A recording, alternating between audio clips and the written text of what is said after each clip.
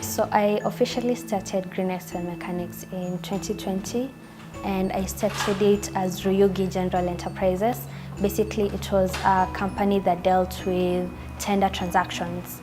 Then as I proceeded with my innovations, I found that I wanted, or I rather needed, a company that will shadow, or that will be an umbrella to all my innovations. So I decided to expand the scope of the already existing company. So I expanded the scope and changed the name to Green Excel Mechanics, where we employ the services of several youths. So the most important thing about Green Excel Mechanics is that all services employed and everyone employed within the company is a youth, because we want to help youths develop their skills. We want to motivate youths to be self-reliant, and we want to encourage youths to follow their passion. So we encourage youths to, we encourage the youths within the company to be innovative, to think outside the box. Actually, what you always see it is you need to stop confining yourself with a box. Just think without the use of a box. So that's basically the whole concept we have at Green Excel Mechanics. I'm quite fortunate that I was able to get the support I wanted from my parents, or rather needed from my parents. They've been quite supportive all through. My dad is an environmentalist, so I've been able to pick 1, 2, 3 things, within the course of, the journey. And also to mention, my mom has also nurtured me to be the person I am. So I recall at about 8 years to 10 years of age, I was able to join the Kenya Children Assembly. It's basically an institution that was formed under the Directorate of Children's Services, where children were involved in terms of decision making, where we had children choose their leaders, and I was appointed as the Speaker to the Kajiado Children Assembly and the Secretary to the Cabinet in the national government. So all this were able to nurture me in terms of child rights advocacy, environmentalism, and also towards now gearing towards getting into the innovative space.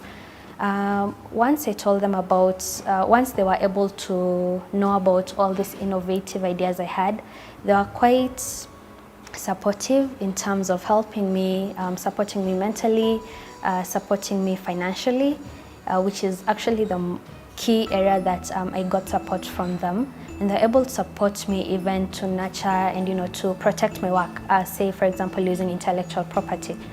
We at Green Excel Mechanics are working with Kenya Airways through the Fahari Innovation Hub to provide to you a sustainable solution to reduce plastic consumption within the aviation industry and beyond. My highlights of the year have been working with Kenya Airways, being nominated in the Forbes Africa 30 Under 30, being shortlisted as the Kenya's top 35 under 35 environment category, and lastly, being able to make a speech at the UN Ocean Conference. With regards to my milestones or other achievements this past year, I've been able to work with the Kenya Airways through the Fahari Innovation Hub.